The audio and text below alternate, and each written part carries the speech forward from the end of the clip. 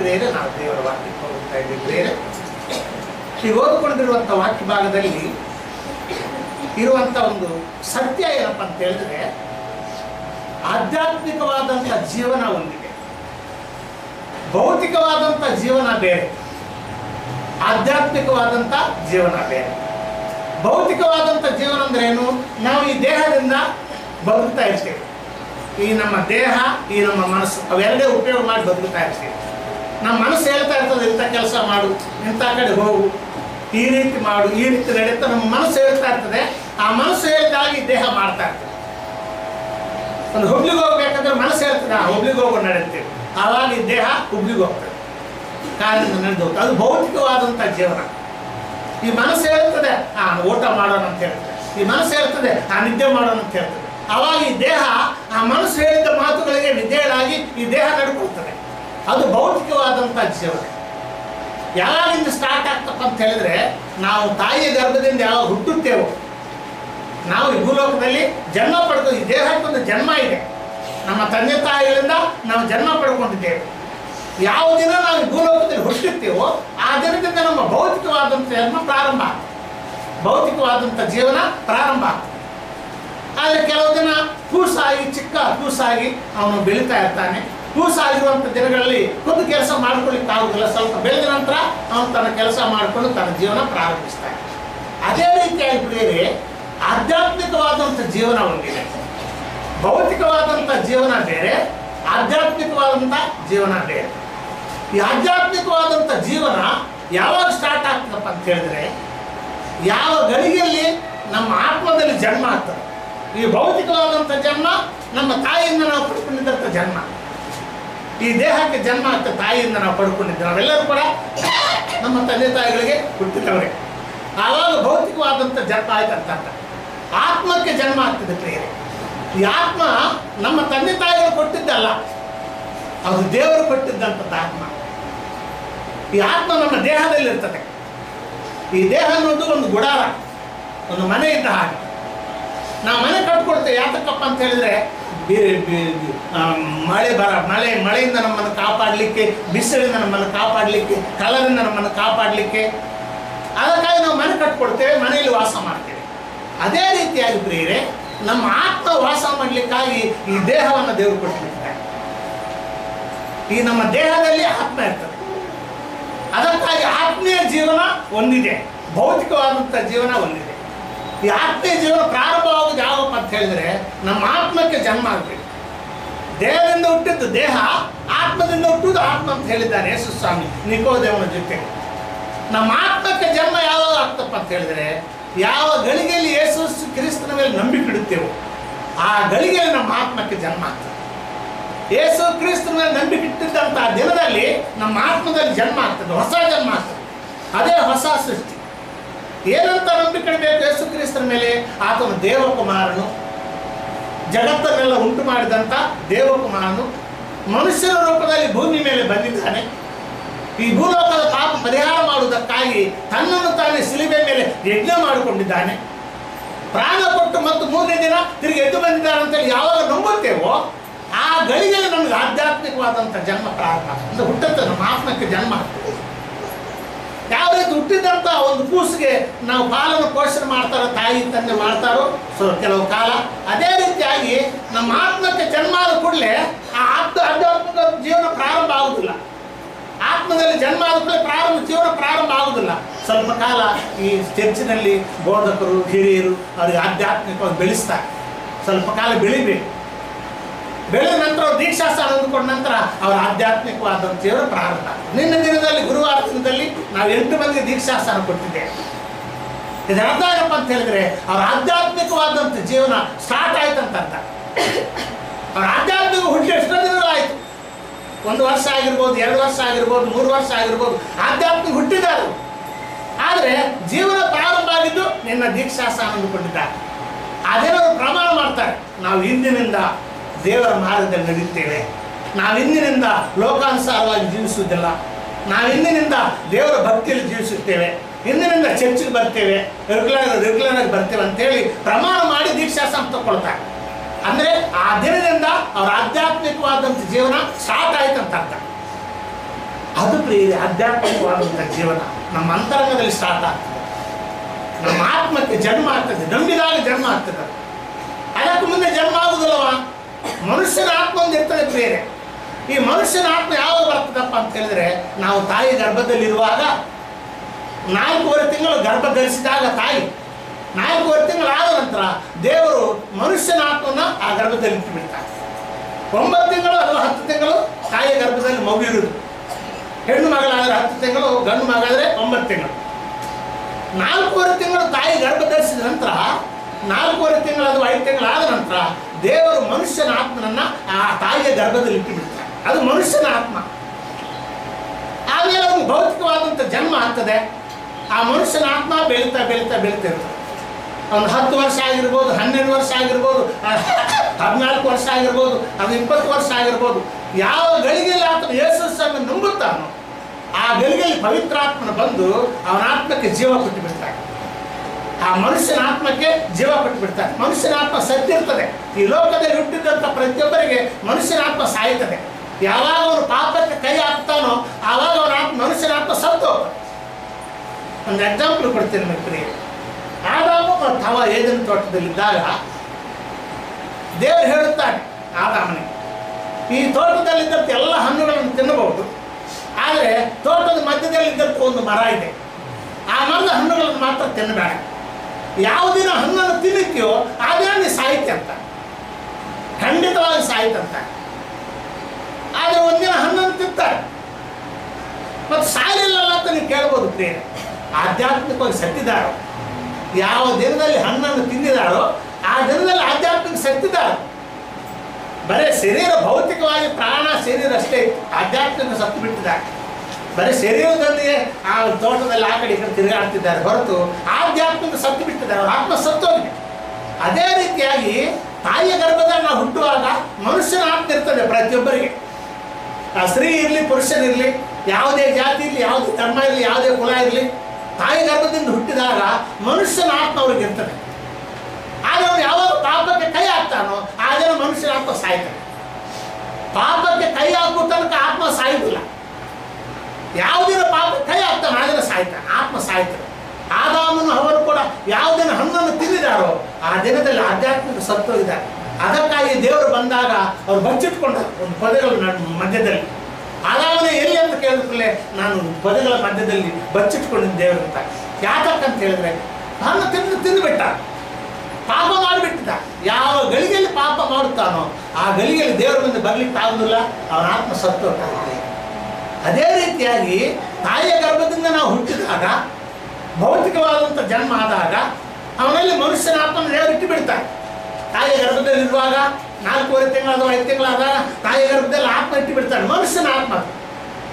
ಆತ್ಮದೊಂದಿಗೆ ಭೂಲೋಕದಲ್ಲಿ ಜನ್ಮ ಆಗ್ತದೆ ಅವನಿಗೆ, ಆ ಮಗುವಿಗೆ. ಆದರೆ ಅವನು ಬೆಳೀತಾ ಬೆಳೀತಾ ಬೆಳೀತಾ ಬೆಳೀತಾ ಬೆಳೀತಾ ಯಾವಾಗ ಪಾಪ ಮಾಡ್ಲಿಕ್ಕೆ ಶುರು ಮಾಡ್ತಾನೋ, ತಪ್ಪು ಮಾಡ್ಲಿಕ್ಕೆ ಶುರು ಮಾಡ್ತಾನೋ ಅವನ ಆತ್ಮ ಸಾಯ್ತದೆ. ಅವನ ಆತ್ಮ ಸಾಯ್ತದೆ. ಬರೀ ದೇಹ ಮನಸ್ಸು ಅಷ್ಟೇ ಅವೆರಡರೊಂದಿಗೆ ಜೀವಿಸ್ತಿರ್ತಾನೆ. ಮನಸ್ಸು ಹೇಳಿದಾಗ ನಡ್ಕೊಳ್ತಿರ್ತಾನೆ. ಈ ಮದುವೆಗೆ ಹೋಗೋಣ ಅಂತ ಮನಸ್ಸು ಹೇಳ್ತದೆ, ಆ ಮದುವೆಗೆ ಹೋಗ್ಬಿಡ್ತಾನೆ. ಈ ಊರಿಗೆ ಹೋಗೋಣ ಅಂತ ಮೈಂಡ್ ಹೇಳ್ತದೆ, ಆ ಊರಿಗೆ ಹೋಗ್ಬಿಡ್ತಾನೆ. ಅದಕ್ಕಾಗಿ ಈ ದೇಹ ಮನಸ್ಸಿನೊಂದಿಗೆ ಅಷ್ಟೇ ಬದುಕ್ತಾ ಇರ್ತಾನೆ ಆ ವ್ಯಕ್ತಿ. ಪಾಪ ಮಾಡಿದ ನಂತರ ಆತ್ಮ ಸತ್ತು. ಆದರೆ ಪ್ರಿಯರೇ, ಅವನು 20 ವರ್ಷ ಆಗ್ಬೋದು, 15 ವರ್ಷ ಆಗ್ಬೋದು, 16 ವರ್ಷ ಆಗ್ಬೋದು, ಈ ಸಮಯದಲ್ಲಿ ಯಾವ ಗಳಿಗೆಯಲ್ಲಿ ಯೇಸು ಸ್ವಾಮಿಯನ್ನು ನಂಬುತ್ತಾನೆ. ಆ ಯೇಸು ಕ್ರಿಸ್ತನು ಜಗತ್ತನ್ನುಂಟು ಮಾಡಿದಂಥ ದೇವರಾಗಿದ್ದಾನೆ. ಮನುಷ್ಯನ ರೂಪದಲ್ಲಿ ಮರಿಯಮ್ಮ ಗರ್ಭದಲ್ಲಿ ಹುಟ್ಟಿದ್ದಾನೆ. ಆತನು 33 ವರ್ಷಗಳ ಕಾಲ ಭೂಲೋಕದಲ್ಲಿ ಜೀವನ ನಡೆಸಿ 33 ವರ್ಷಗಳಾದ ನಂತರ ಕಲ್ವರಿ ಶಿಲುಬೆಯಲ್ಲಿ ಪ್ರಾಣ ಕೊಟ್ಟಿದ್ದಾನೆ, ಪಾಪ ಪರಿಹಾರ ಮಾಡಿದ್ದಾನೆ, ಸತ್ತೋಗಿ ಮತ್ತು ತಿರುಗಿ 3ನೇ ದಿನ ಎದ್ದು ಬಂದಿದ್ದಾನೆ ಅಂತ ಯಾವಾಗ ನಂಬುತ್ತಾನೋ ಆ ನಂಬಿದಾಗ ಪವಿತ್ರಾತ್ಮನು ಅವನ ಅಂತರಂಗದಲ್ಲಿ ಬರ್ತಾನೆ. ದೇವರ ಪವಿತ್ರಾತ್ಮ ಬರ್ತಾನೆ. ಆ ನಂಬಿಕೆಯಿಂದ ಬರ್ತಾನೆ. ನಾವು ಮಾಡುವಂಥ ಪ್ರಯತ್ನಗಳಿಂದಲ್ಲ, ಆ ನಂಬಿಕೆ ಯಾವ ಗಳಿಗೆಯಲ್ಲಿ ಯೇಸು ಕ್ರಿಸ್ತನ ನಂಬಿಕೆ ಇಡ್ತೇವೋ ಆ ಗಳಿಗೆಯಲ್ಲಿ ಪವಿತ್ರಾತ್ಮ ನನ್ನೊಳಗೆ ಬರ್ತಾನೆ. ಪವಿತ್ರಾತ್ಮ ನನ್ನೊಳಗೆ ಬಂದು ಆ ಸತ್ತಿರುವಂಥ ಆತ್ಮಕ್ಕೆ ಜನ್ಮ ಕೊಟ್ಟು ಬಿಡ್ತಾನೆ, ಜೀವ ಕೊಟ್ಟು ಬಿಡ್ತಾನೆ. ಅದಕ್ಕಾಗಿ ಆತ್ಮ ಬದುಕಿ ಬಿಡ್ತಾನೆ, ಸತ್ತಿರುವಂಥ ಆತ್ಮ ಬದುಕಿ ಬಿಡ್ತಾನೆ. ಓದ್ರ ವಚನವನ್ನು ಎಫೆಸದವರಿಗೆ ಬರೆದ ಪತ್ರಿಕೆಯಲ್ಲಿ 2ನೇ ಅಧ್ಯಾಯದಲ್ಲಿ 1ನೇ ವಚನ ಯಾರಾದರೂ ಬರೋದ್ರೆ, ಎಫೆಸದವರಿಗೆ ಬರೆದ ಪತ್ರಿಕೆ 2ನೇ ಅಧ್ಯಾಯ 1ನೇ ವಚನ.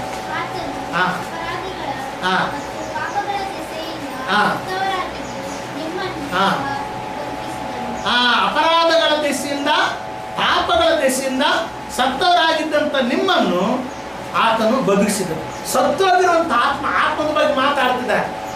ಮನುಷ್ಯರ ಆತ್ಮ ಪಾಪ ಮಾಡಿದಾಗ ಸತ್ತು ಹೋಗ್ತದೆ.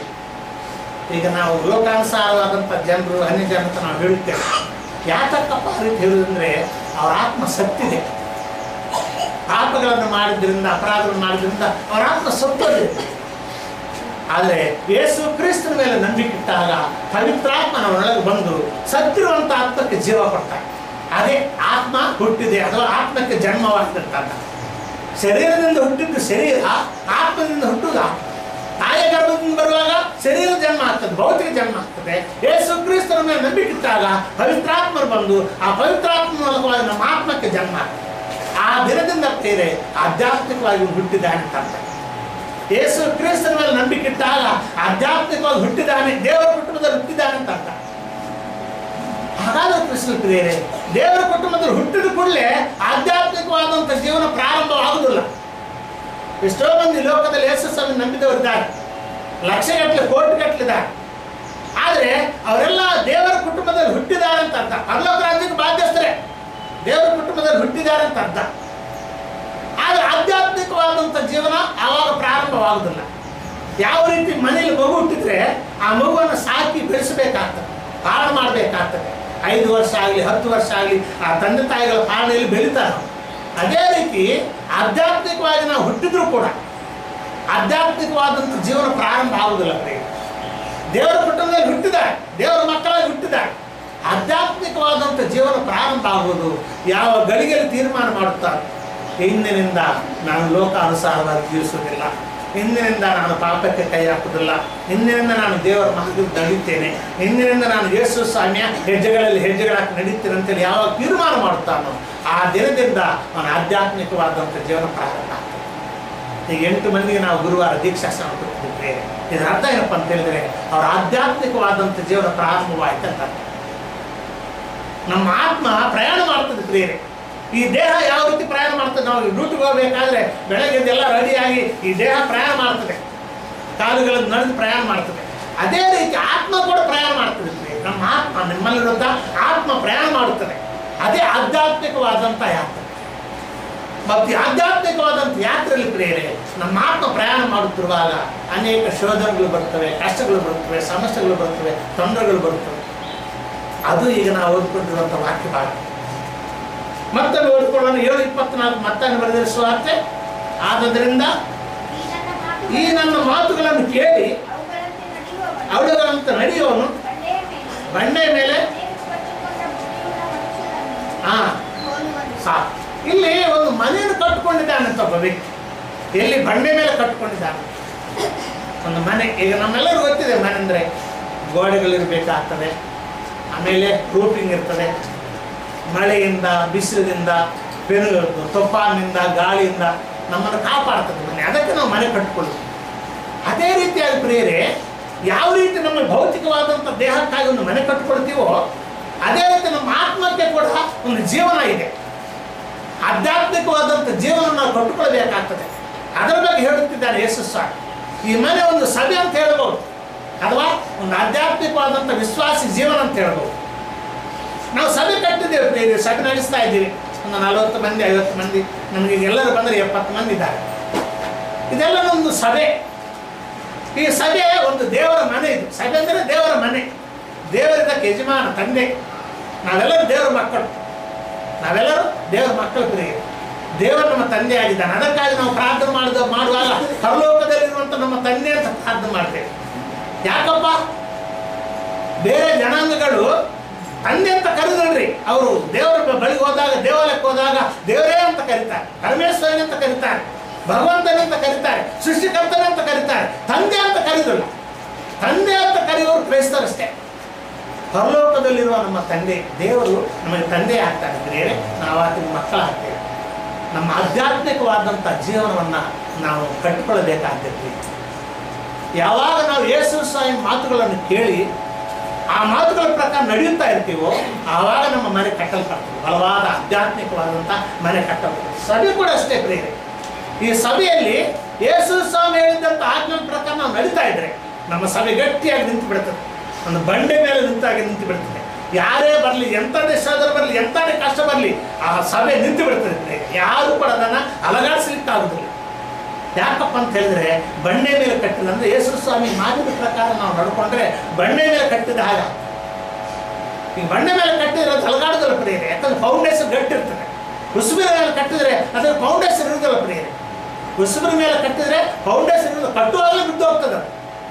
ಉಸುಬಿನ ಮೇಲೆ ನಾವು ಮನೆ ಕಟ್ಟುವುದಾದ್ರೆ ಅದು ಕಟ್ಟುತ್ತಿರುವಾಗ ಬಿದ್ದು ಹೋಗ್ತದೆ. ಗೋಡೆ ಕೂಡ ಎದ್ದು ನಿಲ್ಲುವುದಿಲ್ಲ ಉಸುಬಿನ ಮೇಲೆ ಮನೆ ಕಟ್ಟರೆ. ಅದಕ್ಕಾಗಿ ಪುನಾದಿ ತೆಗಿತಾರೆ, ಅಸ್ಥಿವಾರ ತೆಗಿತಾರೆ.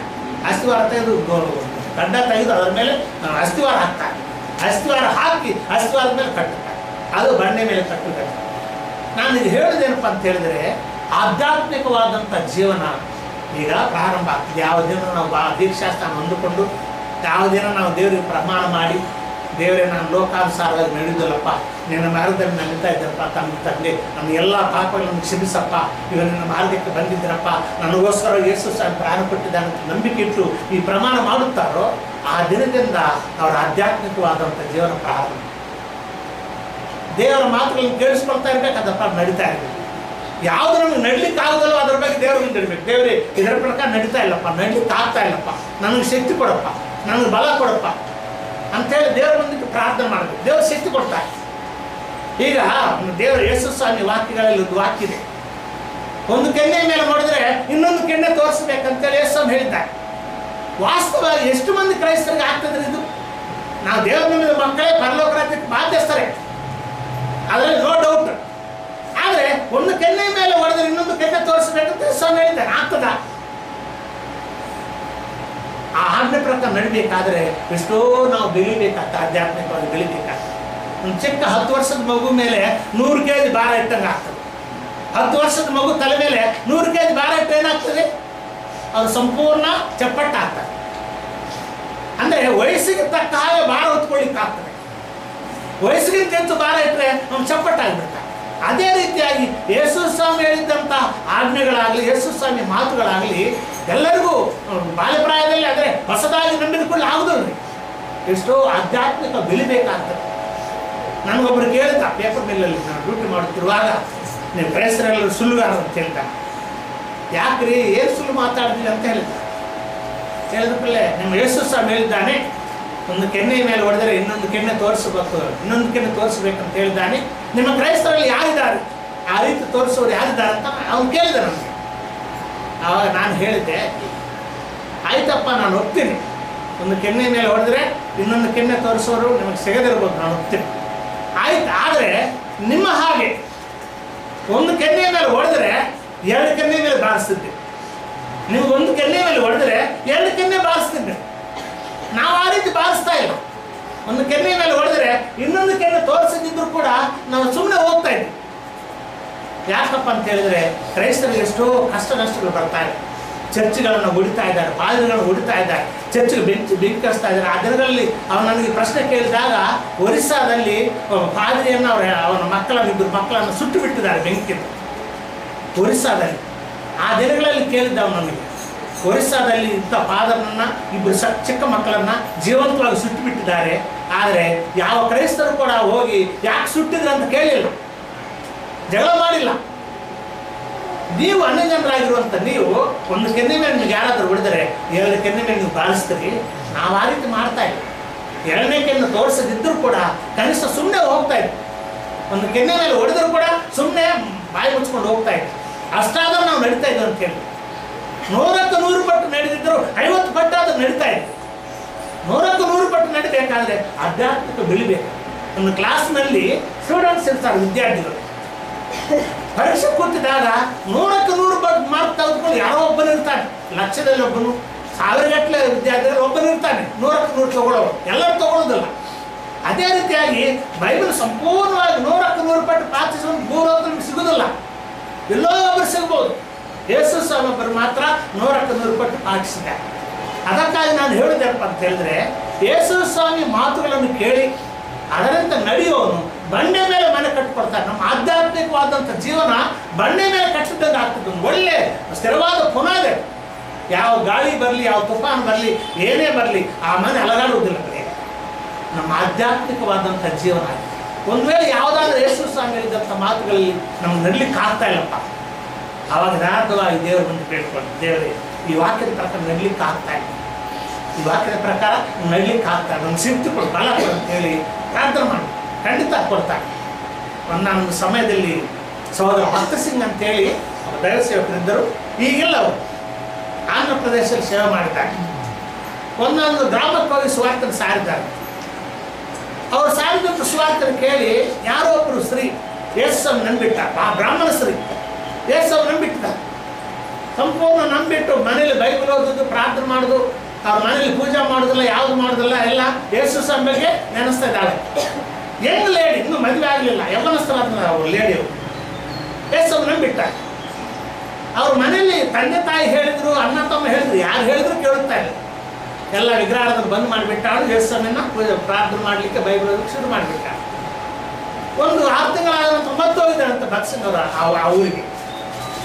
ಅವ್ರಿಗೆ ಹೋದ ಕೂಡಲೇ ಆ ಹುಡುಗಿ ಅನ್ನ ಬಂದು ಇವ್ರ ಕೆನ್ನೆ ಮೇಲೆ ಹೊಡಿದಾರಂತ ಭಕ್ಸಿಂಗ್ ಅವರು. ನಿನ್ನಿಂದ ನಮ್ಮ ತಂಗಿ ಜೀವನ ಹಾಳಾಗ್ತಾ ಇದೆ, ನಮ್ಮ ಧರ್ಮ ಬಿಟ್ಬಿಟ್ಟಾಳು, ನಮ್ಮ ಪೂಜೆ ಬಿಟ್ಬಿಟ್ಟಾಳು, ನಮ್ಮ ದೇವರುಗಳ ಪೂಜೆ ಬಿಟ್ಬಿಟ್ಟಾಳು, ನಿನ್ನಿಂದ ಇದೆಲ್ಲ ಆಯ್ತು ಅಂತೇಳಿ ಕೆನ್ನೆ ಮೇಲೆ ಹೊಡೆದಾಳೆ. ಹೊಡೆದ ಕೂಡಲೇ ಭಕ್ಸಿಂಗ್ ಬ್ರದರು ಈ ಕಣ್ಣು ಮುಚ್ಚಿ ಗಾಡ್ ಬ್ಲೆಸ್ ನನಗೆ ಹೋಗ್ಬಿಟ್ಟಾರೆ, ಗಾಡ್ ಬ್ಲೆಸ್ ಅಂತ ಹೇಳಿ ಹೋಗ್ಬಿಟ್ಟಾರೆ. ಸುಮಾರು 10 ದಿನಕ್ಕೆ ಅವನು ಪ್ಯಾರಲೈಸ್ ಆಗಿದ್ದಾನೆ. ಅವನಿಗೆ ಕೈಕಾಲು ಬಿದ್ದೋಗಿ ಪ್ಯಾರಲೈಸ್ ಆಗಿದೆ. ಇವರು ಸುಮ್ಮನೆ ಇರ್ತಾರೆ, ಇವರು ಪ್ರಾರ್ಥನೆ ಮಾಡಿರ್ಬೋದು, ದೇವರೇ ಇವರು ಅನ್ಯಾಯವಾಗಿ ನಾನು ಹೊಡೆದಾರ ಪ್ರಾರ್ಥನೆ ಮಾಡಿರ್ಬೋದು. ಅವರು ಒಳ್ಳೆ ಪ್ರಾರ್ಥನಾ ಪರರು. 10 ದಿನಗಳಲ್ಲಿ ಪ್ಯಾರಲೈಸ್ ಆಗಿಬಿಟ್ಟಿದೆ. ಮತ್ತು ಅವರನ್ನು ಕರೆಸಿ ಅವರ ಕಾಲು ಮುಗಿದು ಕ್ಷಮೆ ಬೇಡ್ಕೊಂಡು ಪ್ರಾರ್ಥನೆ ಮಾಡಿಸ್ಕೊಡಾಗುತ್ತವ್ರು. ನಾನು ಯಾತಕ್ಕ ಹೇಳ್ತಾ ಇದ್ದೀನಿ ಅಂದರೆ, ಆಧ್ಯಾತ್ಮಿಕವಾಗಿ ಯಾವಾಗ ಬೆಳೆಯುತ್ತೇವೋ ಆವಾಗ ಎಣ್ಣೆ ಮೇಲೆ ಹೊಡೆದರೂ ಕೂಡ ಸಾಯಿಸ್ಕೊಳ್ತೇವೆ. ಇನ್ನೂ ಬೆಳೆದಿಲ್ಲ, ಯಾರಾದರೂ ಒಬ್ಬರು ಮಾತು ಹೇಳಿದ್ರೆ ನಾವು ಮತ್ತು ತಿರುಗಿ ಅವ್ರಿಗೆ ಮಾತು ಹೇಳಿಬಿಡ್ತೀವಿ, ಅವ್ರು ಇನ್ನೂ ಬೆಳೀಲಿಲ್ಲ ಅಂತ ಅರ್ಥ. ಯಾರಾದರೂ ನಮಗೆ ಬೈದ್ರಪ್ಪ, ಯಾರಾದರೂ ನಮಗೆ ನಷ್ಟ ಮಾಡಿದ್ರು, ಯಾರಾದರೂ ನಮಗೆ ಕೇಡು ಮಾಡಿದ್ರು, ಆವಾಗ ತಿರುಗಿ ಕೇಳು ಮಾಡಿದ್ರೆ ಅವ್ರು ಇನ್ನೂ ಬೆಳೀಲಿಲ್ಲ ಅಂತ ಅರ್ಥ. ಆಧ್ಯಾತ್ಮಿಕವಾಗಿ ಬೆಳೀಲಿಲ್ಲ, ಆಧ್ಯಾತ್ಮಿಕವಾದಂಥ ಮನೆ ಇನ್ನೂ ಕಟ್ಕೊಳ್ಳಿಲ್ಲ, ಇನ್ನೂ ಶುರು ಆಗಿದೆ ಅಷ್ಟೇ. ಕ್ರಿಸ್ತನಲ್ಲಿ ಪ್ರಿಯರೇ, ನಮ್ಮ ಆಧ್ಯಾತ್ಮಿಕವಾದಂಥ ಜೀವನ ಮುಗಿದಿದೆ ಪ್ರಿಯರೇ. ಭೌತಿಕವಾದಂಥ ಜೀವನ ಬೇರೆ, ಆಧ್ಯಾತ್ಮಿಕವಾದಂಥ ಜೀವನ ಬೇರೆ. ಭೌತಿಕವಾದಂಥ ಜೀವನ ಎಂಥದ್ದಪ್ಪ ಅಂತ ಹೇಳಿದ್ರೆ, ನಾವು ತಿನ್ನುತ್ತಾ ಇರ್ತೇವೆ, ನಿದ್ದೆ ಮಾಡ್ತಾ ಇರ್ತೇವೆ, ಕೆಲಸಕ್ಕೆ ಹೋಗ್ತಾ ಇರ್ತೇವೆ, ಹೆಂಡತಿ ಮಕ್ಕಳಿರ್ತಾರೆ, ನಮ್ಮ ಸಂಸಾರ ನಂಗೆ ನಡೀತಾ ಇರ್ತದೆ, ಅದು ಭೌತಿಕವಾದಂಥ ಜೀವನ. ಆಧ್ಯಾತ್ಮಿಕವಾದಂಥ ಜೀವನ ಯಾವುದಪ್ಪ ಅಂತ ಹೇಳಿದ್ರೆ, ಯೇಸು ಕ್ರಿಸ್ತರನ್ನು ನಂಬಿದಾಗ ಆಧ್ಯಾತ್ಮಿಕ ಹುಟ್ಟುತ್ತೇವೆ. ದೀಕ್ಷಾಸ್ಥಾನ ಹೊಂದಿಕೊಂಡಾಗ ಅಂದರೆ ದೇವರಿಗೆ ಪ್ರಮಾಣ ಮಾಡಿದಾಗ, ನಾನು ನಿನ್ನ ಮಾರ್ಗದಲ್ಲಿ ನಡ್ತೀನಪ್ಪ ಅಂತ ಪ್ರಮಾಣ ಮಾಡಿದಾಗ ಅದರಿಂದ ನಾನು ಆಧ್ಯಾತ್ಮಿಕವಾದಂಥ ಜೀವನ ಪ್ರಾರಂಭವಾಗ್ತದೆ. ಅಂದಿನೇ ನಾನು ಬೆಳೀತಾ ಬೆಳೀತಾ ಬೆಳೀತಾ ಬೆಳೀತಾ ಒಂದು 10 ವರ್ಷ, 20 ವರ್ಷ, 30 ವರ್ಷ, 40 ವರ್ಷ, ಈ ರೀತಿಗೆ ಎಷ್ಟೋ ವರ್ಷಗಳಾದಾಗ ಆಧ್ಯಾತ್ಮಿಕ ಬೆಳೆದು ಬಿಡ್ತಾರೆ. ಯಾವಾಗ ಬೆಳೀತಾರೆ ಅವಾಗ ಶುರು ಮಾಡ್ತಾರೆ, ದೇವ್ರ ಸೇವೆ ಮಾಡಿ ಶುರು ಮಾಡ್ತಾರೆ, ದೇವ್ರ ಸೇವೆ ಮಾಡಲಿಕ್ಕೆ ಶುರು ಮಾಡಿಬಿಡ್ತಾರೆ. ಅವನಿಗೆ ಅಭಿಷೇಕ ಆಗಿದೆ ಅಂತ ಅರ್ಥ, ದೇವರು ವರದಾನಗಳನ್ನು ತುಂಬಿದ್ದಾರೆ ಅಂತ ಅರ್ಥ.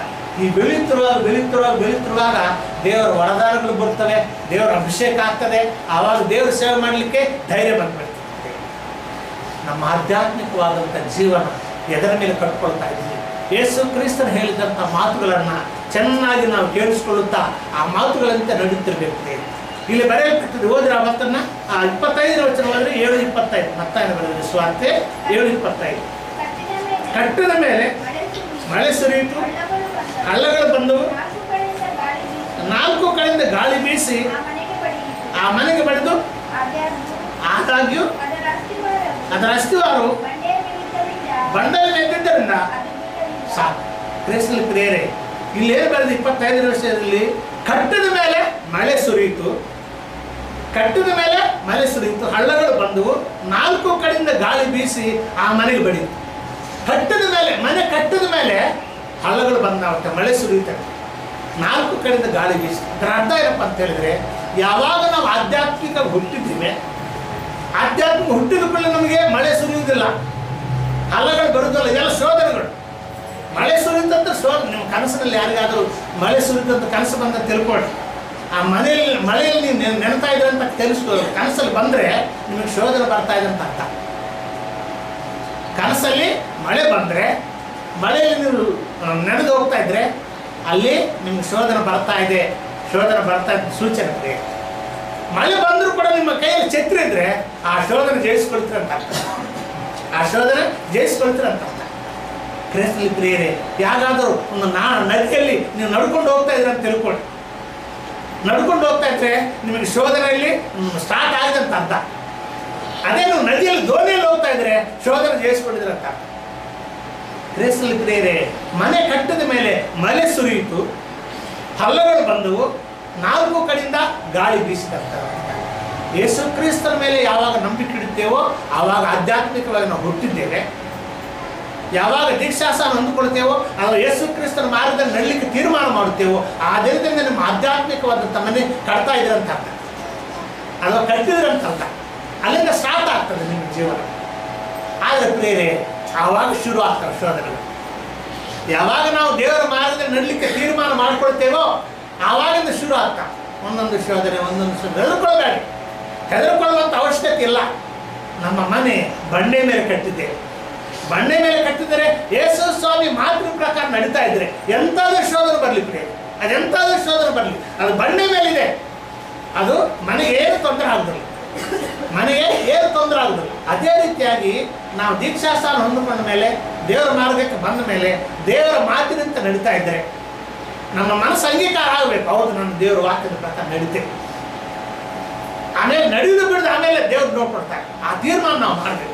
ನಾನು ದೇವರ ಮಾತಿನಂತೆ ನಡೀತೇನೆ, ನಾನು ಪರಲೋಕ ರಾಜ್ಯಕ್ಕೆ ಸಂಬಂಧಪಟ್ಟವನು, ದೇವರ ಮಾತಿನಂತೆ ನಡೀತೇನೆ ಅಂತೇಳಿ ತೀರ್ಮಾನ ಮಾಡಬೇಕು. ಆವಾಗ ದೇವರು ಶಕ್ತಿ ಕೊಡ್ತಾನೆ, ದೇವರು ಕೈ ಹಿಡಿತಾನೆ, ನಮ್ಮ ನಡೆಸ್ತಾನೆ. ಶೋಧನೆಗಳು ಖಂಡಿತ ಬರುತ್ತವೆ. ಯಾರ್ಯಾರು ಆಧ್ಯಾತ್ಮಿಕವಾದಂಥ ಜೀವನ ಪ್ರಾರಂಭ ಮಾಡುತ್ತಾರೋ, ಮನಪೂರ್ವಕವಾಗಿ ಯೇಸು ಸ್ವಾಮಿ ನಂಬಿ ದೇವರೇ ನಿನ್ನ ಹೆಜ್ಜೆಗಳಲ್ಲಿ ನನ್ನ ಹೆಜ್ಜೆಗಳಾಗಿ ನಡೀತಾರೆ ಅಂತೇಳಿ ತೀರ್ಮಾನ ಮಾಡುತ್ತಾರೋ ಅವರಿಗೆ ಒಂದೊಂದು ಶೋಧನೆ ಶುರು ಆಗ್ತದೆ. ಆದರೆ ಪ್ರಾರಂಭದಲ್ಲಿ ದೊಡ್ಡ ಶೋಧನೆ ಇರುವುದಿಲ್ಲ. ಪ್ರಾರಂಭದ ದಿನಗಳಲ್ಲಿ ಬಲವಾದ ಶೋಧನೆ ಇರುವುದಿಲ್ಲ. ನೋಡ್ರಿ, ಒಂದು ಚಿಕ್ಕ ಮರ ಇದೆ ಅಂತ ತಿಳ್ಕೊಳ್ಳಿ, ಒಂದು ಚಿಕ್ಕ ಸಸಿ ಇದೆ ಅಂತ ತಿಳ್ಕೊಳ್ಳಿ, ದೊಡ್ಡ ಮರ ಅದರ ಪಕ್ಕದಲ್ಲಿ ದೊಡ್ಡ ಮರ ಇದೆ ಅಂತ ತಿಳ್ಕೊಳ್ಳಿ. ಗಾಳಿ ಬೀಸಿದಾಗ ಆ ದೊಡ್ಡ ಮರಕ್ಕೆ ಹೆಚ್ಚು ಗಾಳಿ ಬೀಸ್ತಾನೆ, ಆ ಸಣ್ಣ ಚಿಕ್ಕ ಸಸಿಗೆ ಹೆಚ್ಚು ಗಾಳಿ ಬೀರುವುದಿಲ್ಲ, ಸಣ್ಣದೇ ಸ್ವಲ್ಪ ಹಂಗಂಗೆ ಅಲಗಾಡ್ತದೆ. ಅದೇ ರೀತಿಯಾಗಿ ಪ್ರಿಯರೇ, ಯೇಸು ಸ್ವಾಮಿ ನಂಬಿದ ನಂತರ ನಾವು ಎಷ್ಟು ಬೆಳೆಯುತ್ತೇವೋ, ಆಧ್ಯಾತ್ಮಿಕ ಎಷ್ಟು ಬೆಳೆಯುತ್ತೇವೋ ಅದಕ್ಕೆ ತಕ್ಕ ಹಾಗೆ ಶೋಧನೆ ಇರ್ತದೆ. ನಾನು ಹೇಳುತ್ತಾ ಇದ್ದೆ ಪ್ರಿಯರೇ, 40 ವರ್ಷಗಳಿಂದ ನಮಗೆ ಶೋಧನೆ. 40 ವರ್ಷ, ಒಂದು ದಿನ ಅಲ್ಲ, 2 ದಿನ ಅಲ್ಲ, 1 ವರ್ಷ ಅಲ್ಲ, 2 ವರ್ಷ ಅಲ್ಲ, 40 ವರ್ಷದಿಂದ ನಮಗೆ ಶೋಧನೆ. ಆದರೂ ನಾವು ನಡೀತಾ ಇದ್ದೇವೆ. ಈ ದಿನದವರೆಗೂ ಕೂಡ ದೇವರು ಕಾಪಾಡ್ತಿದ್ದಾರೆ. ಮಾಟ ಮಂತ್ರ ಮಾಡೋರು ಮಾಟ ಮಂತ್ರ ಮಾಡ್ತಿದ್ದಾರೆ, ನಮಗೆ ಮೋಸ ಮಾಡೋರು ಮೋಸ ಮಾಡ್ತಿದ್ದಾರೆ. ಒಬ್ಬರೇ ವ್ಯಕ್ತಿ, ಮತ್ತು 10 ಮಂದಿ ಅಲ್ಲ, ಒಬ್ಬರೇ ವ್ಯಕ್ತಿ. ನಾನು ಕೇಳಿದೆ, ದೇವರೇ ಇವರು ಎಷ್ಟೊಂದು ವರ್ಷಗಳಿಂದ ನಮಗೆ ಕೇಳಿ ಮಾಡ್ತಿದ್ದಾರೆ, ಅವ್ರು ಇನ್ನೂ ನ್ಯಾಯ ತೀರಿಸಲಿಲ್ಲ ಅಂತ ಒಂದಿನ ಕೇಳಿದ್ದೆ. ಇನ್ನೂ ನ್ಯಾಯ ತೀರಿಸಲಿಲ್ಲಲ್ಲ, 40 ವರ್ಷಗಳಿಂದ ನಾವು ನರಳಾಡ್ತಾ ಇದ್ದೇವೆ, ಅವ್ರ ಶೋಧನೆಗೆ, ಅವ್ರು ಮಾಡುತ್ತಿರುವಂಥ ಮೋಸಗಳಿಗೆ ನಾವು ಬಲಿ ಆಗ್ತಾ ಇದ್ದೇವೆ, ಇನ್ನೂ ನ್ಯಾಯ ತೀರಿಸೋದಿಲ್ಲ ಅಂತ ನಾನು ಕೇಳಿದ್ದೆ ಒಂದಿನ. ಆವಾಗ ದೇವರು ಅಂದಿದ್ದಾರೆ, ನೀವು ಆಧ್ಯಾತ್ಮಿಕವಾಗಿ ಬೆಳಿಬೇಕಾದ್ರೆ ಆ ಶೋಧನೆಗಳು ಬೇಕಾಗಿಲ್ಲ. ಆ ಶೋಧನೆಗಳನ್ನು ನೀನು ಸಹಿಸ್ಕೊಳ್ಬೇಕು. ಆ ಶೋಧನೆಗಳು ಸಹಿಸ್ಕೊಂಡಾಗಲೇ ನಿನ್ನ ಆಧ್ಯಾತ್ಮಿಕ ಬೆಳಿತೀಯ.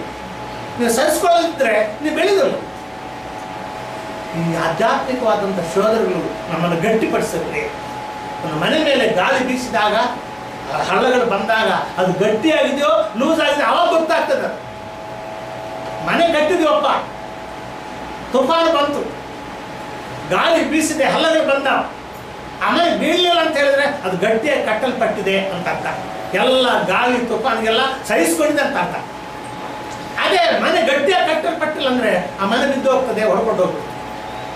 ಕ್ರಿಸ್ತನಲ್ಲಿ ಪ್ರಿಯರೇ, ಬರುವಂಥ ಶೋಧನೆಗಳು ನಮ್ಮನ್ನು ನಷ್ಟಪಡಿಸಲಿಕ್ಕಲ್ಲ, ನಮ್ಮನ್ನು ಗಟ್ಟಿಪಡಿಸಲಿಕ್ಕೆ, ನಮ್ಮನ್ನು ಬಲಪಡಿಸಲಿ ಶೋಧನೆಗಳು. ಅದಕ್ಕಾಗಿ ನಾನು ಕೂಡ ದೇವರೊಂದಿಗೆ ಸಮಾಧಾನವಾದ 40 ವರ್ಷ ಪ್ರಿಯರೇ. ಹೊರಗಿನವರಲ್ಲ, ನಮ್ಮ ಒಳಗಿನವರೇ, ನಮ್ಮ ಕುಟುಂಬದವರೇ ಈ ರೀತಿ ಮಾಡಿದ್ದಾರೆ. ಅದಕ್ಕೆ ದೇವರ ಮಾತು ಮಾತಾಡಿದ ಕೂಡಲೇ ನಮಗೆ ಸಮಾಧಾನ ಆಯಿತು. ಆಗಲಿ ದೇವರು ಅಂತೇಳಿ ಈ ರೀತಿ ಇಲ್ಲದಿದ್ದರೆ ಈ ದಿನ ನಾನು ಈ ಸ್ಥಳದಲ್ಲಿ ಇರುತ್ತಿರಲಿಲ್ಲ, ಈ ಸ್ಥಳದಲ್ಲಿ ನಾನು ಇರುತ್ತಿರಲಿಲ್ಲ. 40 ವರ್ಷಗಳಿಂದ ಪ್ರಿಯರೇ ಕಂಟಿನ್ಯೂ ಮಾಡದಿದ್ರು ಕೂಡ ಆವಾಗ ಮಾಡಿದ್ದಾರೆ. ದೇವರು ಈ ದಿನದವರು ಕೂಡ ನಿಲ್ಲಿಸಿದ್ದಾರೆ ಪ್ರಿಯರೇ. ಎಷ್ಟೋ ಹಳ್ಳಗಳು ಬಂದಿದ್ದಾವೆ, ಎಷ್ಟೋ ಗಾಳಿ ತುಫಾನು ಬಂದಿವೆ, ಎಷ್ಟೋ ಮಳೆ ನಮ್ಮ ಆಧ್ಯಾತ್ಮಿಕವಾದಂಥ ಜೀವನದಲ್ಲಿ ಸುರಿದಿದೆ. ಆದರೆ ದೇವರು ಈ ದಿನದವರು ಕೂಡ ನಿಲ್ಲಿಸಿಬಿಟ್ಟಿದ್ದಾರೆ ಪ್ರಿಯರೇ. ಒಂದು ವೇಳೆ ಈ ತುಫಾನುಗಳಲ್ಲಿ ಶೋಧನೆಗಳಲ್ಲಿ ನಾವು ಬಿದ್ದೋಗಿದ್ದರೆ ನಾವು ಇಲ್ಲಿ ಇರುತ್ತಿರಲಿಲ್ಲ, ಈ ಸ್ಥಳದಲ್ಲಿ ಇರುತ್ತಿರಲಿಲ್ಲ, ಎಲ್ಲೋ ಲೋಕದಲ್ಲಿ ಹೋಗಿ ಲೋಕದಲ್ಲಿ ಬಿದ್ದಿರ್ತಿದ್ದೆ. ದೇವರು ಈ ದಿನದ ಕೂಡ ಇಲ್ಲಿ ನಿಲ್ಲಿಸಿದಾಗ್ತದೆ. ಅದಕ್ಕಾಗಿ ನಾನು ಹೇಳುವುದೇನಪ್ಪ ಅಂತ ಹೇಳಿದ್ರೆ, ಯಾರ್ಯಾರು ತೀರ್ಮಾನ ತೆಗೆದುಕೊಂಡಿದ್ದಾರೋ ನಾನು ದೇವರ ಮಾರ್ಗದಲ್ಲಿ ನಡೆಯುತ್ತೇನೆ, ನಾನು ದೇವರ ಭಕ್ತಿಯಲ್ಲಿ ನಡೆಯುತ್ತೇನೆ, ನಾನು ದಿನಾಲು ಬೈಬಲ್ ಓದ್ತೇನೆ, ದಿನಾಲು ಪ್ರಾರ್ಥನೆ ಮಾಡ್ತೀನಿ, ಯಾರು ತೀರ್ಮಾನ ತೆಗೆದುಕೊಂಡಿದ್ದಾರೋ ಶೋಧನೆ ಖಂಡಿತ ಬರ್ತದೆ. ಆ ತೀರ್ಮಾನ ತೆಗೆದುಕೊಂಡವ್ರು ಮಾತ್ರ ಬರ್ತದೆ. ಯೇಸು ಸ್ವಾಮಿ ನಂಬಿದ್ದೇವಪ್ಪ, ಯಾವ ತೀರ್ಮಾನ ತೆಗೆದುಕೊಂಡಿಲ್ಲ, ಯಾವ ಭಕ್ತಿ ಮಾರ್ಗ ನಡೀತಾ ಇಲ್ಲ, ಬರೀ ಯೇಸು ಸ್ವಾಮಿ ನಂಬಿದ್ದೇವೆ, ಚರ್ಚ್ಗೆ ಹೋಗಿ ಬರ್ತಾ ಇದ್ದೇವೆ ಅಂತ ಹೇಳಿದ್ರೆ ಅವ್ರಿಗೆ ಹಲ್ಲಗಳು ಬಡಿಯೋದಿಲ್ಲ, ಮಳೆ ಸುರಿದು ಸಾಧಾರಣವಾದ ಜೀವನ ಆಗ್ತದೆ ಅಷ್ಟೇ. ಲೋಕಾನುಸಾರವಾದಂಥ ವ್ಯಕ್ತಿಗಳು ಆಗ್ತಾ ಪರಲೋಕ ರಾಜ್ಯಕ್ಕೆ ಹೋಗ್ತಾರೆ. ಯೇಸು ಸ್ವಾಮಿ ನಂಬಿದ್ದರಿಂದ ಅವ್ರಿಗೆ ನಿತ್ಯ ಜೀವ ಇರ್ತದೆ. ಯೇಸು ಸ್ವಾಮಿ ನಂಬಿದ್ರಿಂದ ಅವರಿಗೆ ಪವಿತ್ರಾತ್ಮನಿಂದ ಅವರ ಪಾಪಗಳ ಪರಿಹಾರ ಆಗಿರ್ತವೆ. ಅವ್ರು ಖಂಡಿತ ಪರಲೋಕಕ್ಕೆ ಹೋಗ್ತಾರೆ, ನರಕಕ್ಕೆ ಹೋಗ್ತಾರೆ ಅಂತ ನಾನು ಹೇಳುತ್ತಾ ಇಲ್ಲ. ಯೇಸು ಸ್ವಾಮಿಯನ್ನು ಯಥಾರ್ಥವಾಗಿ ನಂಬಿದ್ದಂಥ ಯಾರೇ ಇರಲಿ, ಯಾವುದು ಚರ್ಚೆಯಲ್ಲಿರಲಿ, ಯಾವ ಡಿನಾಮಿನೇಷನ್ ಇರಲಿ, ಯಥಾರ್ಥವಾಗಿ ಯೇಸು ಸ್ವಾಮಿ ನಂಬಿದ್ದಿದ್ರೆ ಅವ್ರು ಪರಲೋಕಕ್ಕೆ ಹೋಗ್ತಾರೆ. ಆದರೆ ಇದ್ಯಾವುದಪ್ಪ ಅಂತ ಹೇಳಿದ್ರೆ, ಆಧ್ಯಾತ್ಮಿಕವಾದಂಥ ಜೀವನ ನಾವು ಬೆಳೆದರೆ ಭಕ್ತರಾಗ್ತಾರೆ, ಬರುವಂಥ ಶೋಧನೆಯನ್ನು ಜಯಿಸ್ಕೊಳ್ತಾರೆ. ಸೈತಾನ ಯಾವುದೇ ಕುತಂತ್ರನ ಈಸಿಯಾಗಿ ಅವ್ರು ಜಯಿಸಿಬಿಡ್ತಾರೆ, ಸೈತಾನ ಸೋಲಿಸಿಬಿಡ್ತಾರೆ. ಈ ಭೂಲೋಕದಲ್ಲಿ ಅವ್ರಿಗೆ ಆಶೀರ್ವಾದಗಳು ಬರ್ತವೆ. ಈ ಶೋಧನೆಗಳ ಜೊತೆಲಿ ಆಶೀರ್ವಾದ ಬರ್ತದೆ. ಒಂದು ಕಡೆ ಶೋಧನ, ಆ ಶೋಧನೆ ಜಯಿಸ್ಕೊಳ್ಳೋದು ಇನ್ನೊಂದು ಆಶೀರ್ವಾದ ಬರ್ತದೆ. ಮತ್ತೊಂದು ಸ್ವಲ್ಪ ಕಾಲದ ನಂತರ ಮತ್ತೊಂದು ಶೋಧನೆ ಬರ್ತದೆ, ಅದನ್ನು ಜಯಿಸ್ಕೊಳ್ಳೋದ್ಮೇಲೆ ಮತ್ತೊಂದು ಆಶೀರ್ವಾದ ಬರ್ತದೆ. ಈ ರೀತಿ ನಮ್ಮ ಆಧ್ಯಾತ್ಮಿಕವಾದಂಥ ಜೀವನದಲ್ಲಿ ಒಂದು ಕಡೆ ಶೋಧನೆ, ಅದನ್ನು ಜಯಿಸಿದಂಥ ಆಶೀರ್ವಾದ, ಮತ್ತೊಂದು ಶೋಧನೆ, ಅದನ್ನು ಜಯಿಸಿದಂಥ ಮತ್ತೊಂದು ಆಶೀರ್ವಾದ. ಈ ರೀತಿ ಭೂಲೋಕದಲ್ಲಿ ಆಧ್ಯಾತ್ಮಿಕವಾಗಿ ಬೆಳೆಯುತ್ತೇವೆ, ಭೌತಿಕವಾಗಿ ಕೂಡ ನಮ್ಮ ಸಂಸಾರ ಜೀವನ ಕೂಡ ಆಶೀರ್ವಾದವಾಗ್ತದೆ. ಮನೆ ಇಲ್ಲದ್ರೆ ಮನೆ ಸಿಗ್ತದೆ, ವಾಹನ ಇಲ್ಲದ್ರೆ ವಾಹನ ಸಿಗ್ತದೆ, ಉದ್ಯೋಗ ಇಲ್ಲದ್ರೆ ಉದ್ಯೋಗ ಸಿಗ್ತದೆ. ಈ ಆಶೀರ್ವಾದಗಳು ಕೂಡ ಒಂದರ ನಂತರ ಬರ್ತಾ ಇರ್ತಾರೆ. ಇದು ಅವರು ಆಧ್ಯಾತ್ಮಿಕವಾಗಿ ಬೆಳೀತಾ ಇದ್ದಾರೆ ಅನ್ನೋದಕ್ಕೆ ಸೂಚನೆ. ಅದಕ್ಕಾಗಿ ಯೇಸು ಸ್ವಾಮಿ ಹೇಳುತ್ತಿದ್ದಾರೆ, ನನ್ನ ಮಾತುಗಳನ್ನು ಕೇಳಿ ಅವುಗಳಂತೆ ನಡೆಯೋ ಬಂಡೆಯ ಮೇಲೆ ಮನೆ ಕಟ್ಟಿಕೊಳ್ಳುವವನಾಗಿರ್ತಾರೆ. ಒಂದು ಸಭೆ ಇರಲಿ, ಒಬ್ಬ ವಿಶ್ವಾಸಿ ಜೀವನ ಇರಲಿ, ನಾವು ದೇವರ ಮಾರ್ಗದಲ್ಲಿ ನಡೀತೀವಿ ಅಂತೇಳಿ, ಯೇಸು ಸ್ವಾಮಿ ಹೇಳಿದಂಥ ಮಾತಿನ ಪ್ರಕಾರ ನಡೀತೀವಿ ಅಂತೇಳಿ ಯಾರು ತೀರ್ಮಾನ ತೆಗೆದುಕೊಳ್ತಾರೆ ಅದರ ಪ್ರಕಾರ ನಡೀತಾ ಇರ್ತಾರೆ. ಅವರಿಗೆ ಶೋಧನೆಗಳು ಬರುತ್ತೇನೆ. ಆದರೆ ಎಷ್ಟೇ ಶೋಧನೆ ಬರಲಿ, 100 ಬರಲಿ, 1000 ಬರಲಿ, ಎಲ್ಲವನ್ನು ಜಯಿಸ್ಕೊಳ್ತಾರೆ. ಯೇಸು ಸ್ವಾಮಿ ಮಾರ್ಗದಲ್ಲಿದ್ದರೆ, ಯೇಸು ಸ್ವಾಮಿ ಮಾರ್ಗದರ್ಶನ ಪ್ರಕಾರ ನಡೆದರೆ ಪ್ರತಿಯೊಂದು ಶೋಧನೆಯಲ್ಲಿ ಜಯಿಸುತ್ತದೆ. ಒಂದೊಂದು ಕಾಲ ಬಂದಾಗ ಎಲ್ಲರೂ ನೋಡ್ತಾರೆ, ಮೇಲೆ ನೋಡ್ತಾರೆ, ಎಷ್ಟು ಎತ್ತರಕ್ಕೆ ಬೆಳೆದಾಗ್ತದೆ, ಎಷ್ಟು ಆಧ್ಯಾತ್ಮಿಕ ಬೆಳೆದಾಗ್ತದೆ, ಇವರು ಪ್ರಾರ್ಥನೆಗೆ ಉತ್ತರ ಬರ್ತಾ ಇದೆ, ಇವರಿಂದ ಅದ್ಭುತಗಳಾಗ್ತವೆ, ಮಹಾಕಾರ್ಯಗಳಾಗ್ತವೆ ಅಂತ ಹೇಳಿ ನಮ್ಮನ್ನು ನೋಡಿ ಜನರು ಸಾಕ್ಷಿ ಕೊಡ್ತಾರೆ. ಅದು ಗುರುತು, ಇವರು ಆಧ್ಯಾತ್ಮಿಕವಾಗಿ ಬೆಳೆದಿದ್ದಾರೆ ಅಂತೇಳಿ ಅದು ಗುರುತು. ಅದಕ್ಕಾಗಿ ಕ್ರಿಸ್ತನಿಗೆ ಮುಂದಿನ ವಾರ ಉಸುಬಿನ ಮೇಲೆ ಮನೆ ಕಟ್ಟಿದ್ದ ಅದರ ಬಗ್ಗೆ ನಾವು ಧ್ಯಾನ ಮಾಡೋಣ. ಈ ವಾರ ಬಂಡೆ ಮೇಲೆ ಕಟ್ಟಿದ್ದಂಥದ್ದು ನಾವು ಧ್ಯಾನ ಮಾಡಿದ್ದೇವೆ. ಅದರ ಪುನಾದಿ ಬಗ್ಗೆ, ಅಸ್ಥಿವಾರದ ಬಗ್ಗೆ ನಾನು ಇನ್ನೂ ಹೇಳಿಲ್ಲ. ಏನಪ್ಪ ಅಸ್ಥಿವಾರ ಅನ್ನೋದು ಮುಂದಿನ ವಾರ ಹೇಳುತ್ತೇನೆ. ಆಮೇಲೆ ಉಸುಬಿನ ಮೇಲೆ ಕಟ್ಟಿದ್ದು ಕೂಡ ಮುಂದೊಂದು ವಾರದಲ್ಲಿ ಹೇಳುತ್ತೇನೆ. ಈ ವಾರ ಇಷ್ಟೇ ನಾವು ತಿಳ್ಕೊಳ್ಬೇಕು. ಯಾವ ದಿನದಲ್ಲಿ ನಾವು ಯೇಸು ಕ್ರಿಸ್ತನ ಮಾರ್ಗದಲ್ಲಿ ನಡೆದರೆ ಆ ತೀರ್ಮಾನ ತೆಗೆದುಕೊಳ್ತೇವೆ, ಆ ದಿನದಿಂದ ನಮ್ಮ ಆಧ್ಯಾತ್ಮಿಕವಾದ ಜೀವನ ಪ್ರಾರಂಭ ಆಗ್ತದೆ. ಅದಕ್ಕಾಗಿ ಜಾಗ್ರತೆಯಿಂದ ದೇವರ ಮಾತುಗಳನ್ನು ಕೇಳಿಸ್ಕೊಡ್ರಿ, ಬೈಬಲ್ ಓದ್ರಿ, ಪ್ರಾರ್ಥನೆ ಮಾಡಿರಿ.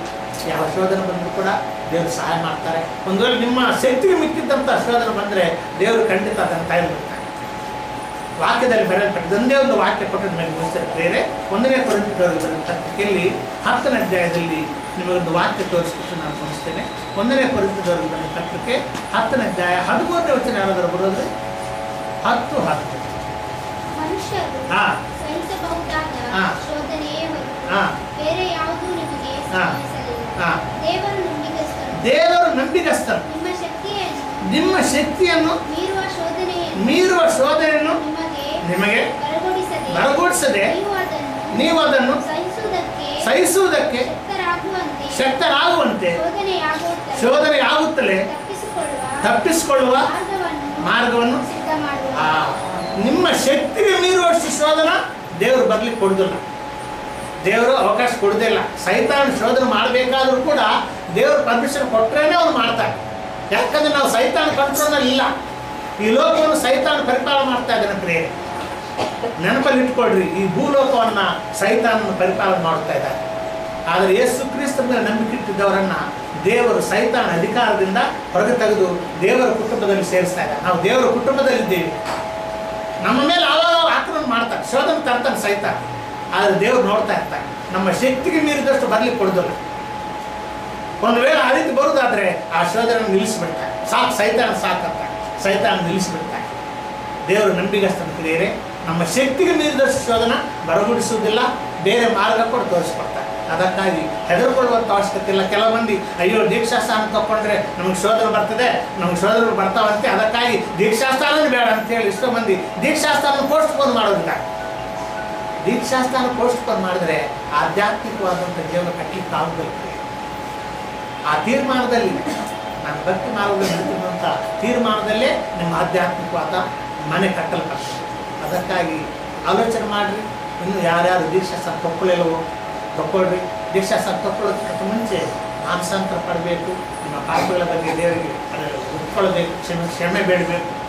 ಆನಂತರ ದೀಕ್ಷಾಸ್ಥಾನ ಯೇಸು ಸ್ವಾಮಿ ನಮ್ಮ ರಕ್ಷಣೆ ನಂಬಬೇಕು. ದೇವಕುಮಾರನು ನನಗೋಸ್ಕರ ಪ್ರಾಣ ಕೊಟ್ಟಿದ್ದಾನೆ, ರಕ್ತ ಸುರಿಸಿದ್ದಾನೆ, ಆತನು ಸುರಿಸಿದಂಥ ರಕ್ತದಿಂದ ನಮ್ಮ ಪಾಪಗಳ ಪರಿಹಾರವಾಗ್ತದೆ ಅನ್ನುವಂಥದ್ದನ್ನು ನಂಬಿ ಆನಂತರ ದೀಕ್ಷಾಸ್ಥಾನ ಆವಾಗ ನನ್ನ ಆಧ್ಯಾತ್ಮಿಕವಾದಂಥ ಜೀವನ ಸ್ಟಾರ್ಟ್. ಆ ರೀತಿ ಮಾಡಲಿಕ್ಕೆ ದೇವರು ನಮಗೆಲ್ಲರಿಗೂ ತನ್ನ ಕೃಪೆಯನ್ನು ಪ್ರಸಾದಿಸಲಿ. ದೇವರ ವಾಕ್ಯಗಳನ್ನು ಆಶೀರ್ವದಿಸಲಿ.